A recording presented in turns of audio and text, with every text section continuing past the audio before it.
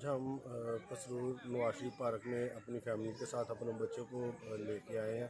तो पहले भी मामूल के मुताबिक हम लेके आते थे, लेकिन आज जो है वो 12 रबी अव्वल के हवाले से फ्रंट जो है वो पार्क का जो है वो उधर लाइटिंग वगैरह जो है वो लगी हुई है, लेकिन इसी बैक जो हिस्सा इसका पार्क का उधर कोई लाइटिंग नहीं है। ठीक है, उधर अंधेरा बहुत ज़्यादा और उधर वॉक करते हुए बहुत मसला है, डर लगता है उधर।